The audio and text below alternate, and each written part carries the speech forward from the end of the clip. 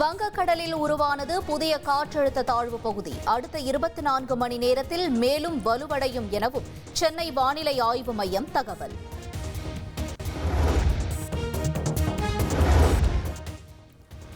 சென்னையில் போராட்டத்தில் ஈடுபட்டுள்ள தூய்மை பணியாளர்களின் பிரதிநிதிகளுடன் அமைச்சர்கள் நடத்திய பேச்சுவார்த்தை மீண்டும் தோல்வி. தங்களது போராட்டம் தொடர்வதாக போராட்டக் குழு அறிவிப்பு. பயப்படுவதோ கலஞ்சி போறதோ நாங்க செய்ய மாட்டோம், ஒருபோதும் பயப்பட மாட்டோம். என்ன வேணா பண்ணுங்க.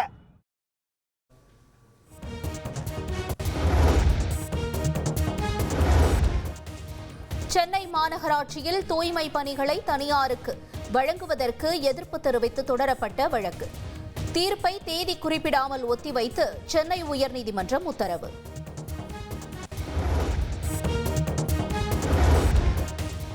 சென்னை கோயம்பேடு காய்கறி சந்தையில் தக்காளி கிலோ 60 ரூபாய்க்கு விற்பனை. வெளிச்சந்தையில் 70 ரூபாய்க்கு விற்பனையாவதால் பொதுமக்கள் அதிர்ச்சி.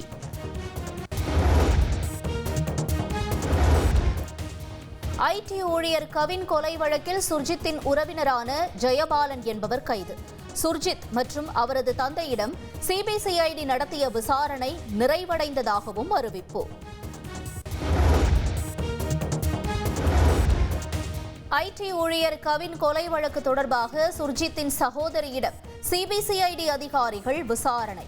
சுமார் 3 மணி நேரம் விசாரணை நடைபெற்ற நிலையில் கவினுடன் காதலில் இருந்ததை சுர்ஜித்தின் சகோதரி உறுதிப்படுத்தியதாக தகவல்.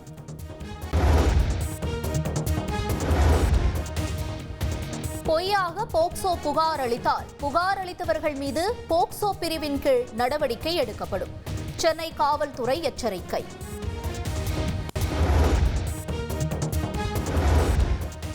முதலமைச்சர் ஸ்டாலின் தலைமையில் திமுக மாவட்ட செயலாளர்கள் கூட்டம். வாக்காளர் பட்டியல் சிறப்பு திருத்தம் என்ற பெயரில் குளறுபடி நடந்துள்ளதாக கூறி கண்டன தீர்மானம்.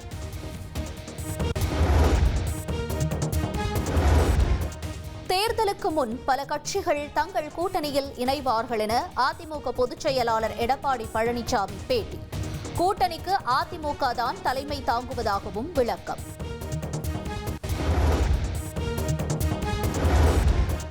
சட்டப்பேரவையில் நிறைவேற்றப்பட்ட மசோதாவுக்கு ஆளுநர் ஒப்புதல் அளிக்காமல் காலம் தாழ்த்தி அனுப்பியதாக குற்றச்சாட்டு. சுதந்திர தினத்தன்று ஆளுநர் அளிக்கும் தேநீர் விருந்தை புறக்கணிப்பதாக திமுக கூட்டணி கட்சிகள் அறிவிப்பு.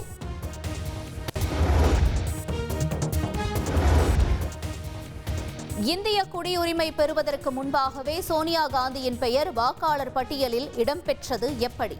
சோனியா காந்தியின் பெயர் சேர்ப்பில் விதி மீறல்கள் இருந்ததாகவும் பாஜக குற்றச்சாட்டு.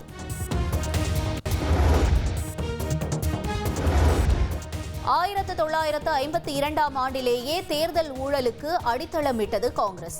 பீகார் வாக்காளர் பட்டியல் விவகாரத்தில் ராகுல் காந்தி குற்றச்சாட்டுக்கு பாஜக எம்பி அனுராக் தாக்கூர் பதிலடி. திரைத்துறையில் 50 ஆண்டுகளை நிறைவு செய்த நடிகர் ரஜினிகாந்த். திரைப்பிரபலங்கள், அரசியல் தலைவர்கள் வாழ்த்து. ஐசிசி ஒருநாள் கிரிக்கெட் பேட்டர்கள் தரவரிசையில் இந்திய கேப்டன் ரோஹித் சர்மா 2வது இடத்திற்கு முன்னேற்றம். 784 புள்ளிகளுடன் முதலிடத்தில் நீடிக்கும் இந்திய அணியின் துணை கேப்டன் சுப்மன் கில்.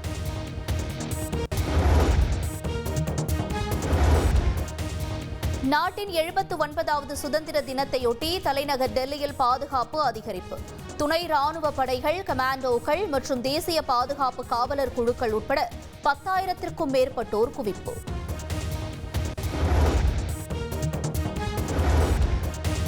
துணைவேந்தர்களை நியமிக்கும் அதிகாரத்தை எதிர்த்த மனுவை உச்சநீதிமன்றத்திற்கு மாற்றக் கோரிய தமிழக அரசின் மனு. குடியரசுத் தலைவர் விளக்க மனு தொடர்பான அரசியல் சாசன அமர்வு தீர்ப்புக்கு பின் விசாரிக்க கோரிக்கை.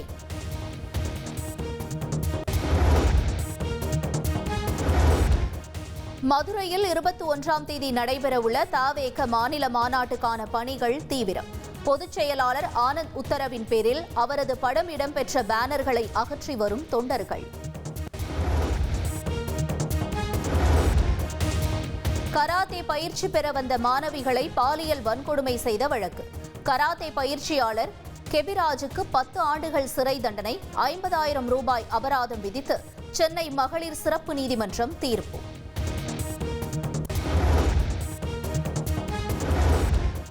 ஈரோடு மாவட்டம் அந்தியூர் குருநாதசாமி கோயில் தேர் திருவிழா கோலாகலம். 4 நாள் நடைபெறும் திருவிழாவில் திரளான பக்தர்கள் பங்கேற்பு.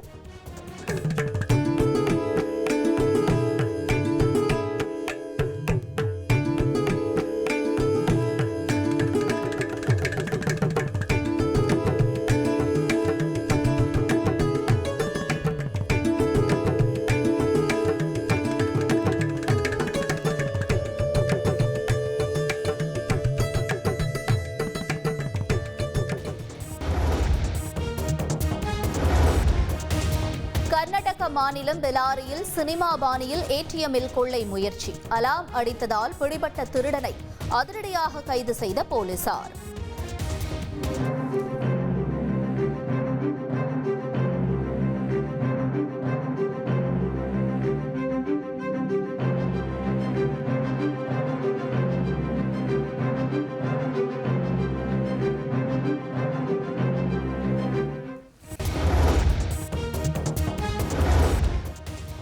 ஜம்மு காஷ்மீர் உரி பகுதியில் ஊடுருவல் முயற்சியை முறியடித்த இந்திய ராணுவம்.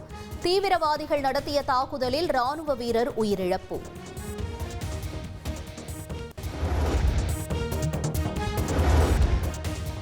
டெல்லியில் உள்ள அமலாக்கத்துறை அலுவலகத்தில் இந்திய அணியின் முன்னாள் கிரிக்கெட் வீரர் சுரேஷ் ரெய்னா ஆஜர். சட்டவிரோத இணையவழி சூதாட்ட வழக்கு தொடர்பாக விசாரணை.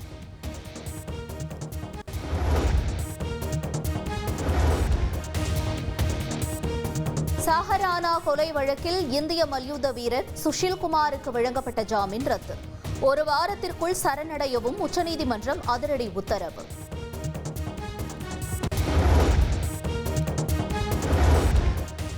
அமெரிக்காவின் டெனசி மாகாணத்தில் பெய்த கனமழை காரணமாக வீதிகளில் வெள்ளப்பெருக்கு.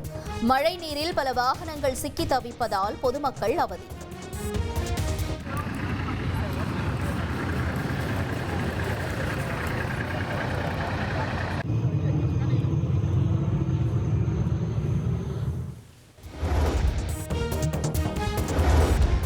தைவானின் தென்கிழக்கு பகுதியில் கரையை கடந்த பாடூர் புயல். தெற்கு மற்றும் கிழக்கு பகுதிகளில் பலத்த சூறாவளி காற்றுடன் கொட்டி தீர்த்த கனமழை.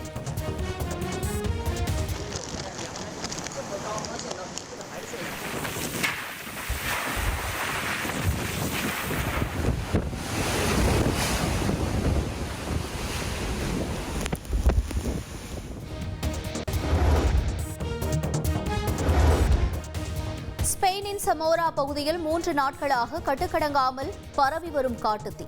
5000க்கும் மேற்பட்ட மக்கள் பாதுகாப்பான இடங்களுக்கு வெளியேற்றம்.